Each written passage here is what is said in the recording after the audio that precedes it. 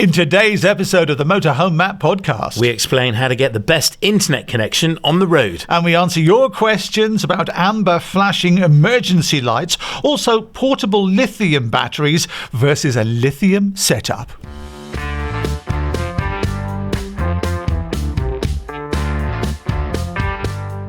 Welcome to the Motorhome Matt Podcast. I'm Keith Gooden. And I'm Motorhome Matt. Industry insights and expert advice for the world of motorhomes, caravans and campervans, all brought to you by thatleisureshop.com. Now, please do remember to follow on your favourite podcast app, or if you're watching on YouTube, please click subscribe and the little bell, brought to you by our friends at arabasecreative.co.uk. It's a brand new year and the show season gets underway. The Caravan, Motorhome and Holiday Show in Manchester this week, and you can get your tickets for free with a special code, can't you, Matt? You can. Just use the code PTMMPOD. Is that it? It's quite long. PT Motorhome Matt Podcast, I'm guessing, is where they created this. PTMMPOD will get you in to the show for free. So go and pre-register for your tickets for the show. You can find out more at mhmp.info/events. Keith, what's the code? I'll tell you what the code is. For free. Tickets for free. For free. PTMMPOD. Ptumbod. We'll see you this week in Manchester. Yeah, mhmp.info/events. Get there right now. It's our product feature. Brand new product out. It's a 4G mobile router. We've talked about these in the past, haven't we? Here it comes. But this is a new one. Internet that travels with you, and a special price as well. Do you know what? We're really excited about this. We've been alluding to the launch of this product for months, and we've been testing it for even longer. But it's here. It's finally here from Belmont Leisure. It is the Pathway 4G, and it's sold exclusively through thatleisureshop.com, in-store and online. Let's have a look. So it comes with this really beautiful carry case, and inside is a portable 4G router, which you simply put a SIM card into the bottom, connect the aerials onto the top. Let's take the covers off the threads. Here we go. It's got covers on the threads. Yeah. We are really excited about this. This has been months in the making, probably 6 months. You do that, I'll talk about the price. It's usually £229.99 English pence, your recommended retail price. But the first 50, there's thatleisureshop.com, who buy, not just look, buy, save £50. That means that the first 50 customers get it for £179.99. We'll unpack more about this in our main topic. It's the Motorhome Matt Podcast. I'm Keith Gooden. And I'm Motorhome Matt. And it's brought to you with thatleisureshop.com. What are we talking about this week, Matt? We're trying to explain how to get good, reliable internet when you're away in your motorhome, campervan or caravan, and what do you need to spend and what do you need to know when choosing hardware and SIM cards and so on. That's the plan. Now, we have talked about this in the past, but the technology moves on so fast, but also the customer does as well. When we started this podcast 3 years ago, over that now, there was a huge amount of people in the past time who, let's face it, let's be honest about it, weren't necessarily tech savvy.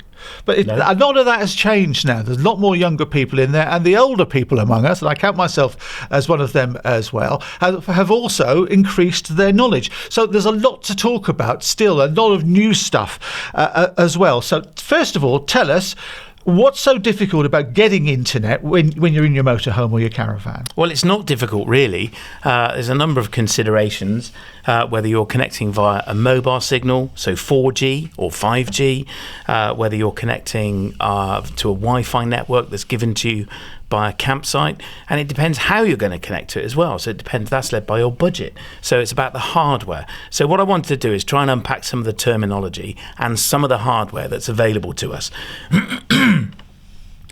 So you can make the right choice based on your budget and what you're planning to do. All right, let's talk about some of those voids, shall we? Internet, well, most of us know what that is, don't we? Yeah. It was designed in the event of a nuclear war. Did you know that? For military use. Yes, it was. So different units could communicate with each other if major communication centres had been destroyed in the event of war. That. Yeah, absolutely. I thought it was a university thing. No. Well, it probably was was a university. There were probably graduates who did it, but no, it was military technology. Oh, wow. So internet, it's a net, which doesn't have a centre. It's spread around lots of different places, and you connect a bit of the internet, which connects to a bit of the internet. It really is a fabulous, fabulous invention. So we know where that is. Wi-Fi. Yeah. Okay. What is it? So Wi-Fi gets confused with internet. So this is about your local connectivity. So within a room or within your motorhome, you're sharing that internet signal across a Wi-Fi platform. So it's broadcast from a hub, isn't it? Yes. So there's two elements to this. Your piece of hardware needs to connect to the internet, and then it needs to transmit that signal over a Wi-Fi signal to your local other devices. Yeah, so the Wi-Fi, you're talking to your hub through the Wi-Fi signal. Yep. Your hub is talking to the internet. Okay, 4G. Yeah. Okay. What is it? So this is a reference to the network speed of the mobile phone network. So our phones connect to the network and send data. So text messages, WhatsApp messages, emails, they're all data. They're packets of data. And that historically, the network has been 2G, and then 3G came along. That's been turned off. We're now very much all about 4G, and 5G is being alluded to and starting to appear, although it's going to be some years before 5G is really outperforming 4G. I'm told it's going to be at least 2029, if not 2032, before 5G is more prolific than 4G. I suppose it's what people use it for. I mean, my 4G phone is fine for me, even if I use it as a hotspot and tether it, and turn it into a hotspot. The data transfer is usually enough. But I do find in this country our 4G speeds using the mobile network tend to be slower than the continent and the United States. America used to be way behind us. We were digital in the 90s, and America was still using analog phones, but they've caught up and overtaken us. And I find our 4G in the UK is almost like 3G plus one little point above 4G. Do you know what I mean? Whereas if I go, say, Spain, I find my 4G is rocket fast. Flying. Interesting. Oh, that's interesting. So I'll find out later this year, because we're planning to go over to Europe, so we'll test it. But what's interesting is people say, oh, well, let's get 5G. If there's no 5G network, you are working on 4G. And to be honest, 99% of the time, 4G, although you say it's a bit slower here than other parts of the world, it is more than adequate for most of us. We're just sending emails, we're sending text messages.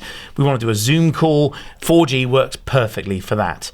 And people say, oh no, I need the latest technology. You probably don't. Unless you're a YouTuber or a photographer uploading massive content, 4G will serve you absolutely fine. Now, there will come a time when it won't, because the technology, the hardware we're using, demands more and more of the network, and then you will need 5G. And we've seen the same, haven't we? ZX Spectrums used to be a fantastic computer and would outperform the Commodore 64. And I think it was Bill Gates said, "Oh, no one will ever need more than 16 meg of RAM." And look at it now. What's RAM? Random access memory. Let's not go into that. Let's not go into that. RAM, rim and rim. We're not going there. So technology evolves. It does. You're absolutely right, Keith. As you alluded to, it does evolve over time.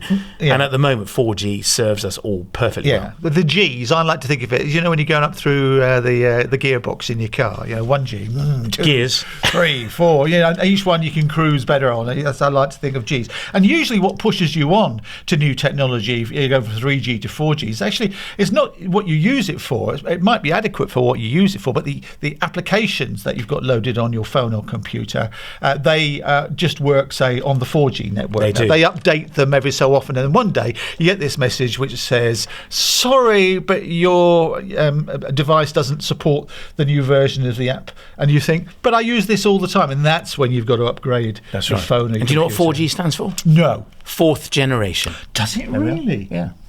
And coming is fifth generation, and it will be, as I say, at least 2029 before 5G starts to become more prolific and starts to really outperform 4G everywhere. So for a few years, it's 2025 as we record this. 4G is going to be fine.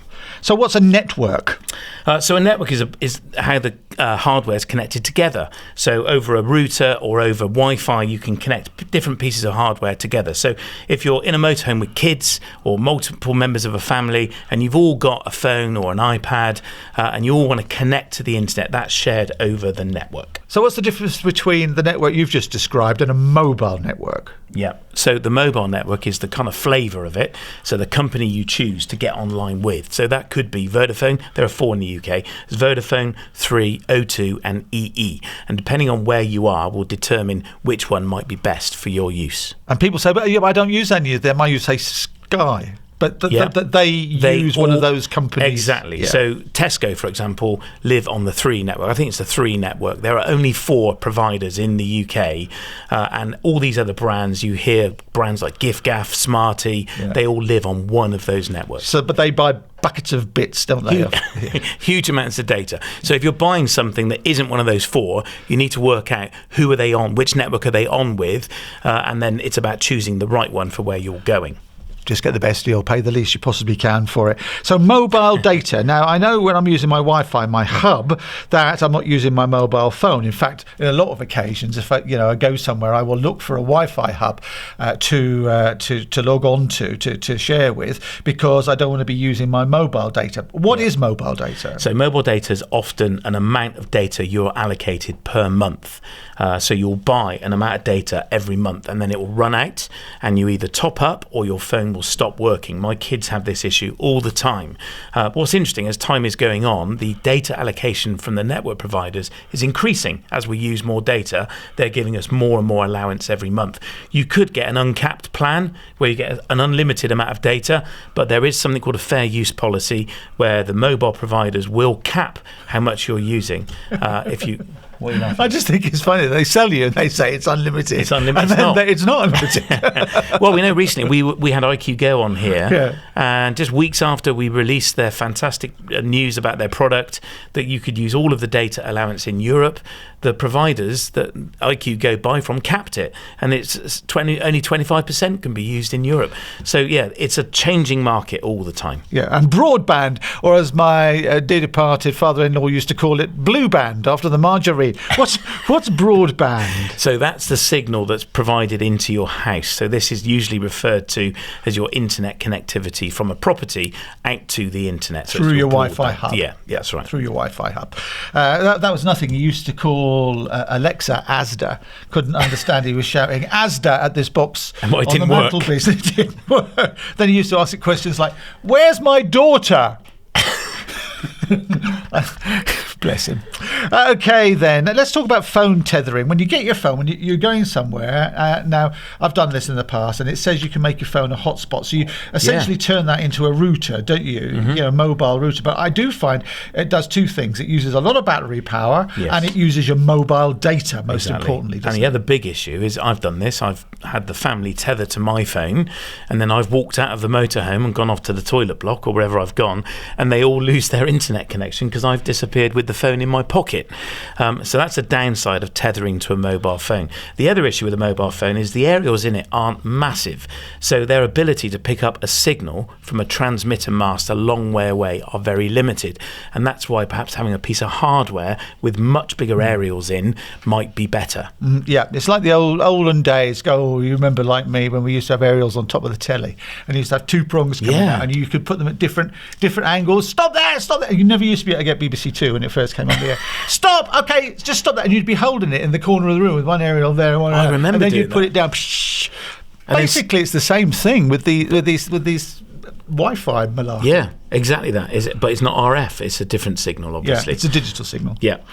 All right then. So we've talked about phone tethering. Now let's talk about a fixed antenna, or even let's go into space.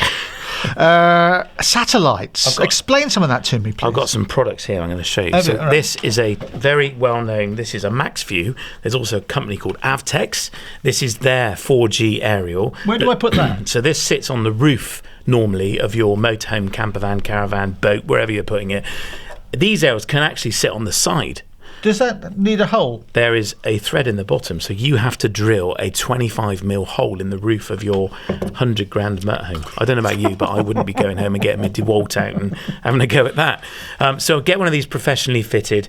Now, these cables are not very long. And every time you bend them or kink them, you lose signal. This is a downside with this type of aerial. You get signal loss the longer the cable, which is why they're very short. And these screw into a router. So the little box we were talking about, which then transmits this signal that this picks up across a Wi-Fi network. So this is the aerial. So this is the aerial. It sits permanently on the roof or on the side. They don't have to be on this flat surface. That's a myth. They can be on the side of a canal boat, for example. And they have sticky pads on the bottom. My advice would be seal it on the roof as well, but get it professionally installed. So that's one option. And then inside, you've got to screw in a router to the inside a cupboard, which also needs power. And by the looks of it, buy some extension cables as well. Well, then you'd lose loads of signal. You do, don't you? The more you extend, there is a solution, though. There is a solution. What is it? What's the solution? This is another MaxView product. This is a tiny little I used to wear one of them when I played cricket. It's a little bit smaller than that. And this is a much bigger hole. That's what they said in the cricket team. So this is a much bigger hole, but this is ideal for a VW van. You imagine that great big air on the roof of a little T6. These are designed for that kind of market. Much longer cables, because these are coax cable, and you don't lose signal if you kink them, but they're much longer. And coax? This is a much smaller cable. Yes. So you were talking about radio frequency, RF, your aerials cable. Yeah. That's a coax cable. Coaxial. Yeah, coaxial then. Coaxial. So it's got a screen around the edge. Yeah. And then a little plastic bit which separates the screen from the wire. Correct. And basically that's the way it transmits. That's right. Yeah. But you can run that much further. Here's another one from Oyster. Look at this. Here's my cricket piece. This is like the size of a hard hat. It's massive. It's grey. You're going to ask me, why is it grey? Because apparently all European motorhomes are... Okay. Well, I did. Why is it grey, Matt? Why is it grey? Because apparently all European motorhomes are grey, and they're made in Germany. That's not true, obviously, but they are grey.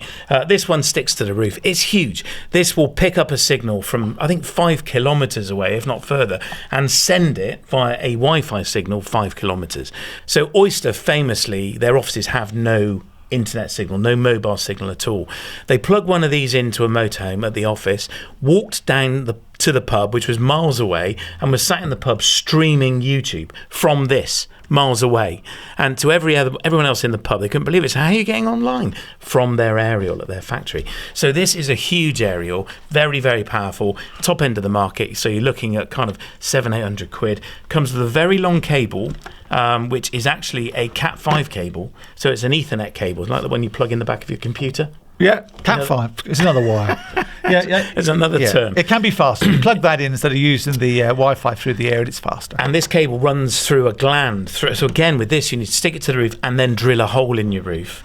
Run this down. It can be very long as a result. That's a great benefit of using a network cable from the aerial to your router. Fantastic. And satellite. Talk to me about satellite. Yeah. It's Elon Musk's behind it, isn't he? The old troublemaker. So the troublemaker, he's been in the news a lot recently, hasn't he? So Starlink is certainly a fantastic solution to getting internet on the road, but it is quite expensive. We've got one here in the office. Our options for connecting to the internet are very limited here, and we discovered that Starlink was the best solution. It is a few £100 to buy the hardware, and then you've got a £75 a month or even £85 a month network charge every month to stay online. It's a lot of money. It's a lot of money. It is a lot. And they now do a mobile roaming one as well, so you pay, it's £10 more. I think that's the £85 a month now. The new Starlink Mini is the size of an A4 sheet of paper. You can pop that on the roof of the van, pay the £85 because they know you're moving, you see. Yes. So they know you've moved from different locations around the planet. So you pay the extra money and you can keep connected. But the beauty of it is you can turn it off. You just say, I don't want it this month, and turn it off. Yeah. And then turn it back on again. And he's got this web of satellites which has been launching for the last 10 years or so. Yeah, he's launched thousands of satellites up around the sky, the perimeter of the Earth, and it's transmitting a broadband signal to this entire middle band of planet Earth. And the idea, his vision, is that everybody, wherever you are, can get an internet access. The idea originally was that it could serve Africa, a huge continent, with the internet, but it seems to have gone further than that. And of course, anything that makes Elon money seems to be what Donald Trump wants to happen. He certainly seems how to make money, doesn't he? He does. Sure. It's the Motorhome Matt Podcast. I'm Keith Gooden. And I'm Motorhome Matt. And it's brought to you with thatleisureshop.com. Now, we've gone through all the nomenclature.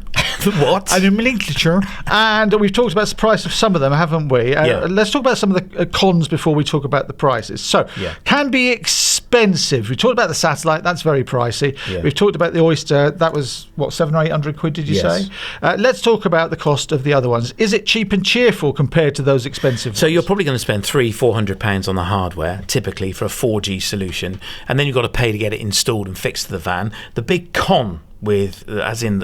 Not a con. It's not a con. Not a confidence trick. The downside. The downside, yes. We're pros and cons in that context. Yeah. The downside of fitting hardware to a van is when you sell it, you're probably going to have to leave it on the van, have to buy it again. So that's the big downside. So if you're thinking, I'm only going to keep this motorhome for a year, it might be worth considering something else because you're going to have to invest in the internet aerial again.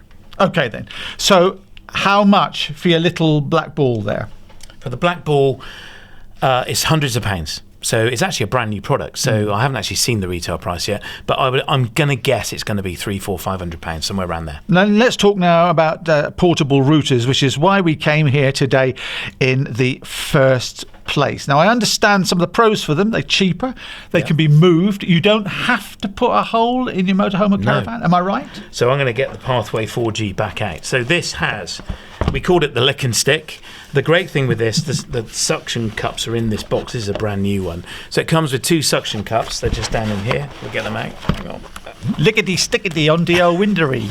There, it comes with cable ties as well, so you can cable tie this to a post if you wanted to, and they're reusable cable ties. So most cable ties used once and throw them away. These you can reuse, but they come with little suction cups. They just pop in the back, lick them and stick them. You can then mount it on a window. We've travelled all around the Outer Hebrides with one of these in the roof light of our van. It was there for 2 weeks.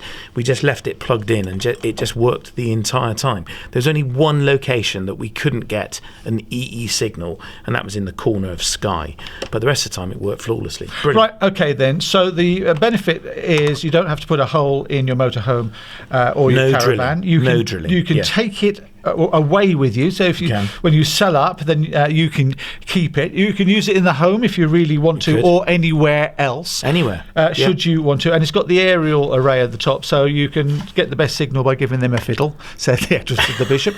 So you don't need to do that. So those are the pros. Okay. Yeah. You put a SIM card in it, don't you, like you do in your phone? Yeah, so in the bottom here, you undo this.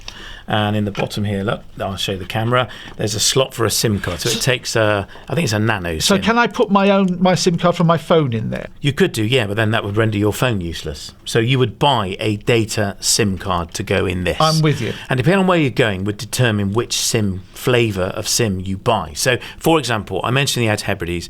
EE is prolific on the Outer Hebrides. If I'm going into the centre of Bristol, then Vodafone is prolific there as well. So depending on where you're going would determine which flavour of SIM card you purchased.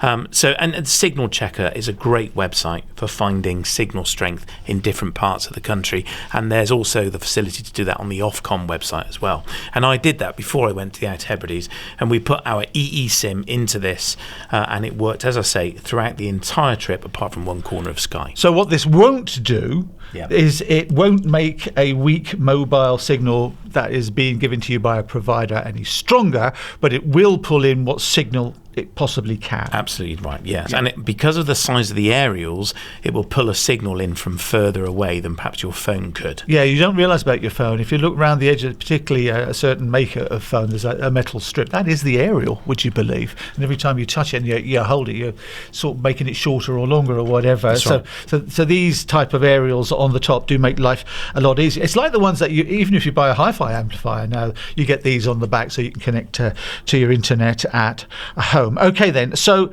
no drilling on the roof. You could take it with you. Is it cheap? Well, it is cheap. This one, that leisure shop for the first 50 customers is £179.99, isn't it? Recommended retail £229.99. So it's considerably cheaper than everything you've shown us so far. It is, and for many people starting out trying to get internet on the road, it's really confusing. And I'm sure, hopefully, we've helped a little bit. But if you're thinking, I just want a solution so I can take something on my holiday, buy a SIM card that's going to last a month and maybe have 20 gigabytes of data on it, and get one of these. No drilling, stick it in the van, and when you've used it, you can take it away, use it at home, or use it on your next trip. And it might be this is a great way of just testing the water and saying, how much internet do we need to use whilst we're away in the van? Yeah, and I suppose, if you're just going out for a car drive with the kids, you can take that with you as well, and they can play all their games. And we have done that. We've stuck one in the back of the VW van, so ours have got loads of seats in it. It's a shuttle with all the kids in, and I've had one of these stuck in the van, connected to the accessory socket in the boot, and just had it on, and they all tether to this, and they all get brilliant internet while we're travelling. So you have recommended and looked at products similar to this in the past. So why are you getting behind this one? So I think this is a brilliant solution to a very real problem, and so we decided to make our own and bring our own into the UK, and at That Leisure Shop we have an exclusive with this product.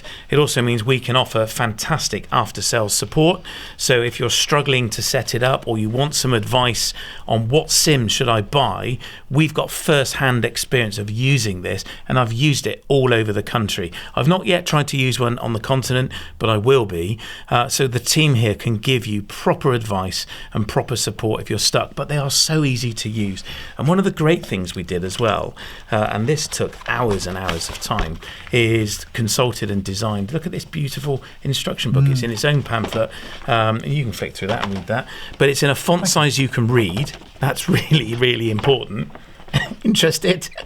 And it is such a simple... I'm reading. You might be a while, but it's really easy to understand instructions, and if you're stuck, you can just go on the website. There's loads of tutorials on there. You're done with that, are you? But it's a really, really helpful user manual, or just give the team a ring and we'll talk you through it. The customer service is a big thing on it's this huge particular product. Yes. Okay, then. So we've talked about just about everything, haven't we? The main question is to ask yourself, what do you plan to use the internet for? Email, social media, Zoom calls, uploading video. The more you intend to use it for, the more complicated the tasks, the more data you're going to use. That's right. What do you plan to do with it as well? Yeah, exactly. So that's the first question, and this will help you determine what sort of size SIM card to buy. So how much data are you going to use?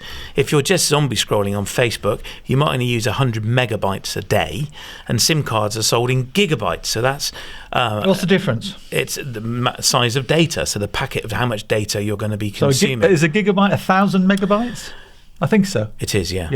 I think it is, yeah. So you need to understand how much data to use. That's the first question anyone that sells SIM cards is going to ask you. It's a useless question, because do you know how much data you use every day? No, I haven't a clue. None of us have a clue. How about the first idea? My 16-year-old would tell you exactly how much data he uses every day. So this is a journey you need to go on. Now, one of the great things with the Pathway 4G is when you log into it, you can actually see how much data you're consuming. So you can go on that little learning curve and learn your data consumption, so you can choose an appropriate SIM card with the right amount of data on it. I had no idea how much data we were going to use at all the shows, so I bought a SIM card from EE that is now £60 for a year. It has 120 gigabytes of data on, so that would give us 10 gig a month, and they've lasted for a year, no problem at all. But we're using them for our tills, for our credit card machines, and the team are connecting to it with their mobile phones as well.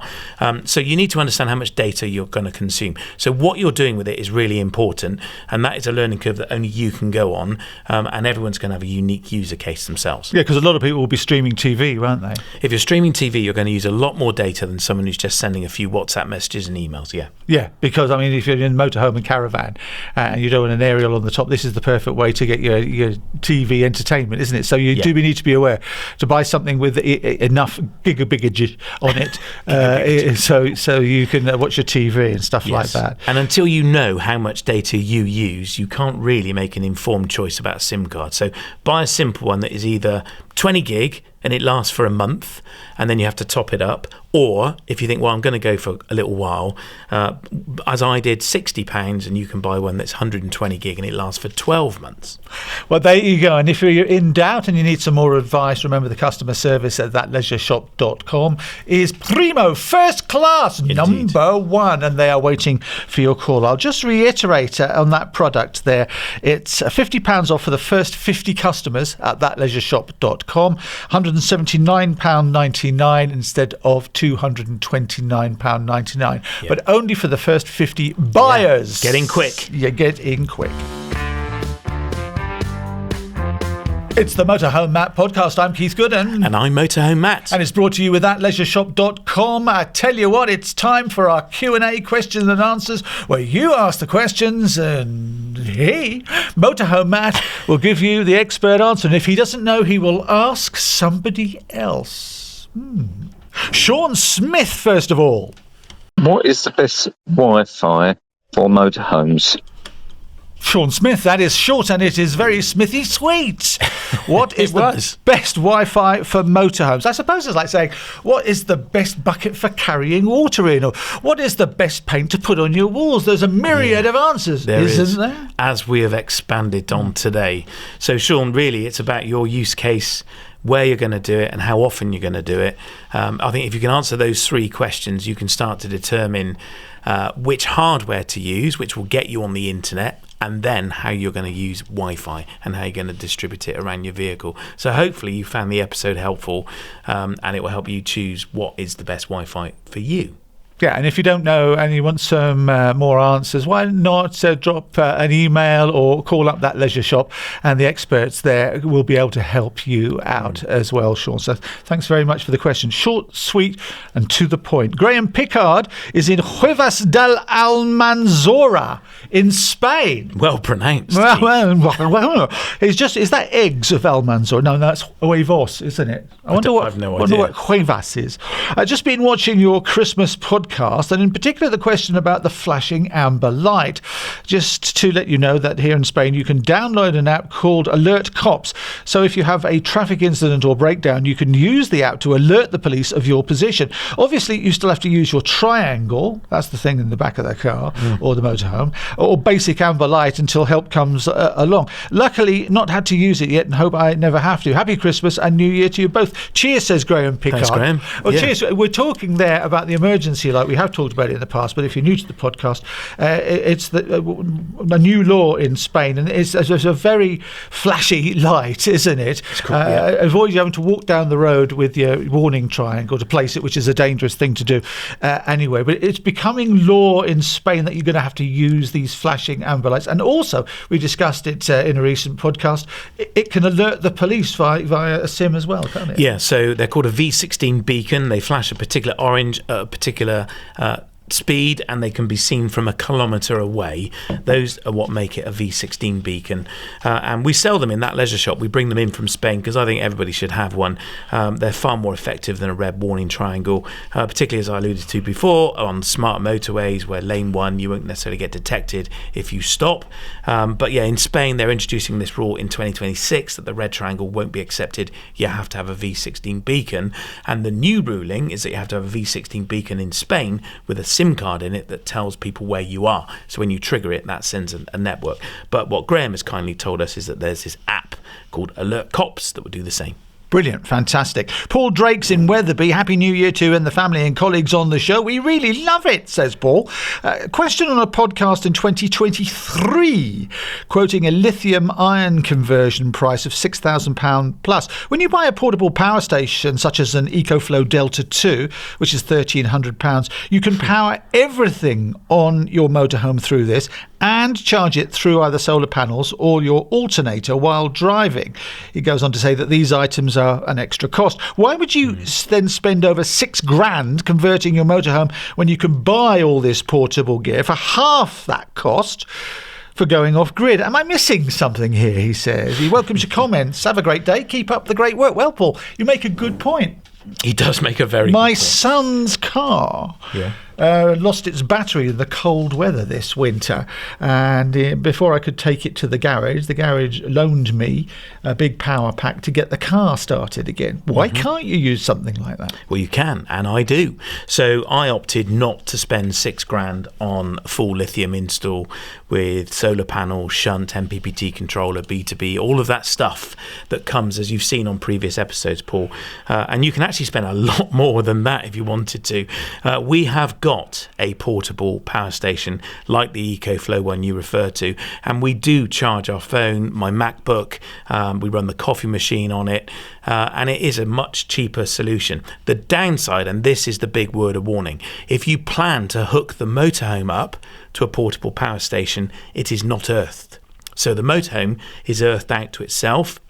The portable power station is not earthed. Why does it matter if it's not earthed? So if there's an earth leakage problem, so your kettle shorts out, the portable power pack may not trip off. So that's if the if the kettle fails, the element, the heating element, and the positive and the negative wires touch electrically or physically, that will cause a short circuit. So if there's a short to earth, there is no earth. So the portable power pack has rubber feet, and so it's isolated. So just to explain, if there's no short to earth, then the kettle becomes live. The kettle becomes live and it won't cause a trip out. So on your motorhome, if the kettle shorted out and you were connected to a campsite, the motorhome's going to trip out, the RCD's going to go, or the one on the campsite will go, because it detects this leakage problem. A portable power pack won't necessarily do that. Some of them have a digital cutout and they detect a live and neutral short or a short to earth, but not all of them do. So it's definitely worth checking that. I would not recommend running a cable from the portable power pack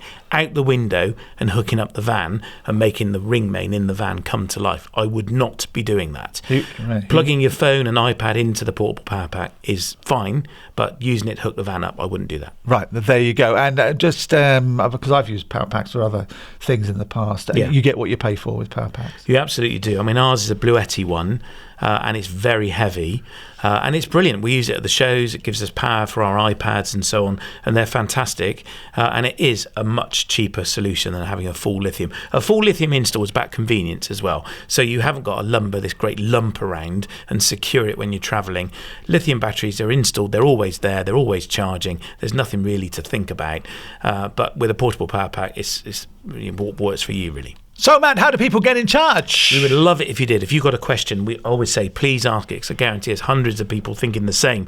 Go to mhmp.info/ask Matt. Click the little orange button and record it. Please tell us where in the country you are if you do that, or fill in the form and Keith and I will read it out for you. Or indeed in another country, we're very popular in all sorts of places.